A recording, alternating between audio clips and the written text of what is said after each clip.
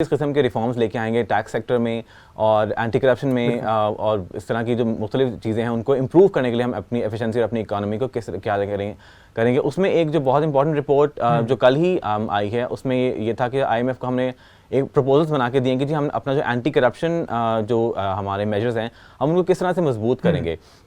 और क्योंकि IMF ने बेसिकली जोर दिया है कि जी आपने अपने जो हुकूमती इदारे हैं उनको मजबूत बनाना है, उनमें जो करप्शन पाई जाती है, उनमें जो रिश्वत का बहुत ज़्यादा जोर है, उसमें मनी लॉन्ड्रिंग बहुत ज़्यादा होती है इन इदारों के अंदर।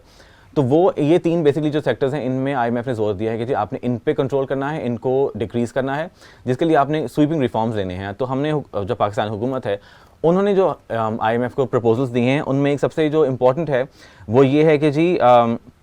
अपने इदारों को हम मजबूत बनाएंगे, जो बेसिकली इदारे जो आपके एंटी करप्शन के इदारे हैं, जिनमें से सबसे सारे फहरिस्त नैब है, एंटी करप्शन एस्टैब्लिशमेंट है, जो इस तरह के इदारे हैं उनको मजबूत बनाएंगे और उनकी ट्रांसपेरेंसी को इंश्योर करेंगे। तो इंटरेस्टिंग पॉइंट ये है कि जैसे कि आपको पता है कि जो ज़्यादातर जो IMF की तरफ से कंडीशन पुट की जाती है वो ये टैक्सेशन के हवाले से होती हैं कि आप ये कर दें वो कर दें, लेकिन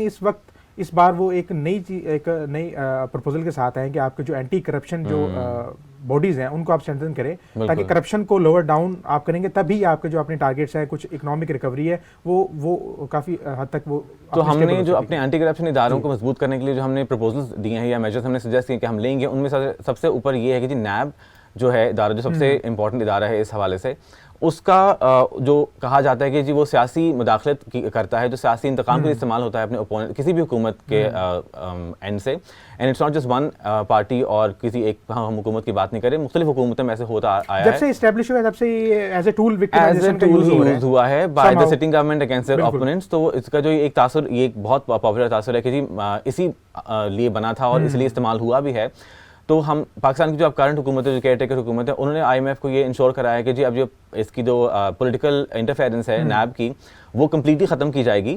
और इसकी ट्रांसपेरेंसी को इंश्योर किया जाएगा कि उसकी जो इन्वेस्टिगेशंस हैं वो कम्प्लीट ट्रांसपेरेंट हों। और ये वो किस तरह करेंगे, उन्होंने सजेस्ट किया कि जो नैब चेयरमैन है उसकी जो तैनाती है वो कम्प्लीटली मेरिट पे होगी और जो नैब की जो जुरिस्डिक्शन है उसको भी कम्प्लीटली जो है वो डिफाइन किया जाएगा, क्लियरली डिफाइन होगा, ताकि जो इन्वेस्टिगेशंस हैं उनको वो भी क्लियर हो, ट्रांसपेरेंट हो और वो भी एक सही डायरेक्शन में चलें। अच्छा यार, मैं ये पूछना चाहता हूँ कि आपसे कि जो नैब चेयरमैन की जो एक अपॉइंटमेंट होती है वो अभी किसके थ्रू हो रही है, मतलब PM के थ्रू होती है या फिर इसमें नहीं? ये जो है आपकी सिटिंग गवर्नमेंट और अपोजिशन मिलके इसको डिसाइड करते हैं। ये दोनों तरफ से नाम प्रपोज होते हैं, फिर उनमें एक नाम पे फिर फाइनल किया जाता है।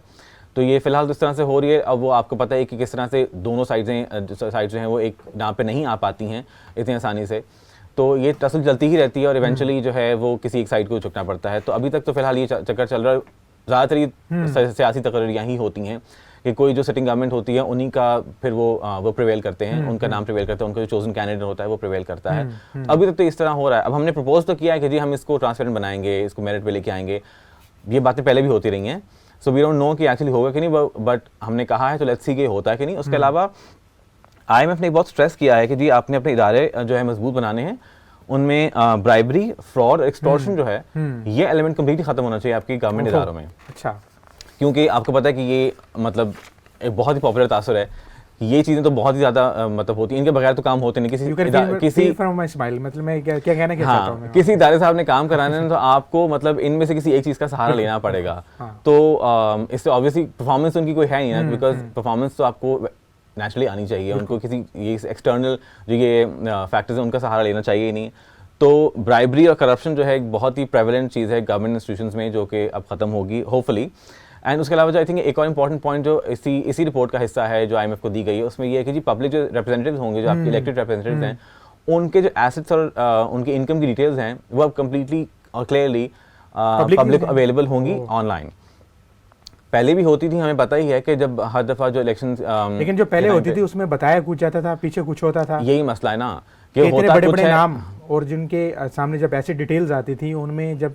डिटेल सामने बंदा यकीन ही नहीं कर सकता था कि इनके पास ये चीज़ है, ये चीज़ हमें दिख रहा होता है कि भाई ये इस तरह वो इतना नहीं है, इतने अमीर है, इतने गरीब नहीं है जितने वो प्रेजेंट कर रहे हैं अपने डॉक्यूमेंट्स में। तो ये भी ये भी करप्शन के आंसर में आता है कि जी आप कह कुछ रहे हैं, आपके एसेट्स ऑब्वियसली हैं कुछ और जो कि दिख भी रहा है और आप डिक्लेयर नहीं करते, बता रहे हैं कि asset it's an affidavit, exactly. आप एक रॉन्गफुल डिक्लेरेशन काइंड ऑफ कर रहे हैं, लेकिन सिंस उन लॉज की कोई इन्फोर्समेंट नहीं है, कोई उनको चेक नहीं कर रहा कि भाई ये अगर गलत डिक्लेरेशन है तो इसके खिलाफ क्या एक्शन लेना चाहिए। ये नहीं कर देना चाहिए कि आपने डिक्लेयर कर दिया और आप पीछे सिट बैक एंड एसेस करें वहाँ पे कि जो डिक्लेयर हो गया उसके बाद हम आंख बंद करके बैठे रहेंगे, हम कोई इन्वेस्टिगेट नहीं करेंगे। तो आई थिंक जो ऐसे बताया जा रहे हैं उनकी प्रॉपर एक स्क्रूटनी होनी चाहिए वहाँ पे। अगर कुछ बाद में बियॉन्ड कुछ एसेट आते हैं तो उसके खिलाफ एक स्ट्रिक्ट लीगल एक्शन होगा। बस वही फिर हमने जिस तरह बात की ना कि अब इन इदारों में जो ट्रांसपेरेंसी है, इन इदारों की जो अकाउंटेबिलिटी अपनी है वो इंश्योर करने के लिए अब IMF ने तो जोर दिया है और अब इस दफ़ा मेरे ख्याल से हम थोड़ा सीरियस नज़र भी आएंगे, क्योंकि अगर हमें पैसे चाहिए जो कि हमें चाहिए ऑफ कोर्स हमारी इकोनॉमी को,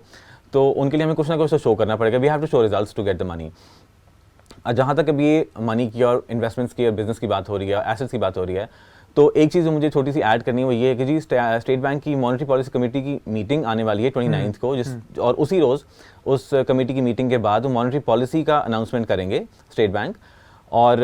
पॉलिसी अब इंटरेस्ट रेट जो है इन्वेस्टर्स के लिए, बिजनेसमैन के लिए बहुत इंपॉर्टेंट होता है, बिकॉज उसी बेसिस पे वो लोग बैंक से लोन्स वगैरह बोरो करते हैं, जो उनका कॉस्ट ऑफ डूइंग बिजनेस है वो इससे अफेक्ट होता है। तो ये अनाउंसमेंट तो होने वाली है 29 को। उससे पहले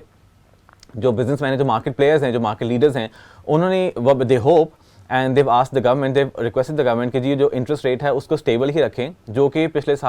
कई 4 सेक्शन से 22% पे स्टेबल रहा है। तो लास्ट दिसंबर में भी ये इसकी अनाउंसमेंट हुई थी जो 22% ही रही थी। और अब जो बिजनेसमैन हैं, जो मार्केट लीडर्स हैं, उन्होंने उनका ये अपना मानना है कि जी ये स्टेबल ही रहे तो बेहतर है, क्योंकि जो करंट एनवायरनमेंट है इकोनॉमिक, उसमें दे कैन नॉट अफोर्ड कि ये मजीद बढ़े और उनका ज़ाहिर क्योंकि इससे इनका cost of doing business effect होगा, इंपोर्ट एक्सपोर्ट पे फर्क पड़ेगा, प्रोडक्शन पे फर्क पड़ेगा। अच्छा, इन्वेस्टमेंट की बात की जाए तो जैसे आपको बताया कि लास्ट जो हमारे एपिसोड रहे हैं उनमें हम जो हमारी फ्रेंडली कंट्रीज़ की तरफ से इन्वेस्टमेंट आई है उसके बारे में हमें काफ़ी एक मेजर हमने चंक दिए हैं उनकी डिस्कशन के हवाले से। तो साथ आज एक और इन्वेस्टमेंट के हवाले से खबर ये है कि पाकिस्तान रेलवे, जो कि हालिया कुछ बरसों में काफ़ी हद तक इम्प्रूव भी हुआ है, कि लोगों का एतमाद बहाल हुआ है वहाँ पे, लेकिन कुछ मसाइल भी थे गुज़िश्ता पिछले माह से कि उनमें कुछ सैलरीज़ का इशू था, कुछ उनकी दोबारा कुछ जो बूथ कंडीशन थी वो काफ़ी ख़राब हुई। लेकिन अब उस हवाले से एक अच्छी खबर ये आई है कि UAE और साथ रशिया ने पाकिस्तान रेलवे का जो सेक्टर है उसमें $1 बिलियन की इन्वेस्टमेंट का इंदिया दे दिया, जिसमें जो $1 बिलियन की इन्वेस्टमेंट है वो ऑनगोइंग जो प्रोजेक्ट है पाकिस्तान रेलवे के उनमें खर्च होगी, जो रेलवे का एग्जिस्टिंग इंफ्रास्ट्रक्चर है उनको इम्प्रूव किया जाएगा, और साथ कोयटा ताफ्तान जो रेलवे है उसको भी फर्दर इस्टेब्लिश किया जाएगा। मेन फोकस वो होगा। और साथ ये भी बताया गया कि चाइना ने भी इंटेंट का शो किया है, इजहार किया है कि UAE और रशिया के साथ साथ वो भी इन्वेस्टमेंट करेंगे। और इसमें जो रशिया का जो मेजर चंक है वो है कि $550 मिलियन वो इन्वेस्टमेंट करेगा पाकिस्तान के रेलवे सेक्टर में। और ये मेरे ख्याल में आइंदा कुछ बरसों में जो पाकिस्तान के जो सिटीजन शहरी हैं जो कि एक फ्रिक्वेंटली पाकिस्तान रेलवे को एज ए मैस ट्रांजिट के बाद यूज़ करते हैं अपना सफ़र करने के लिए,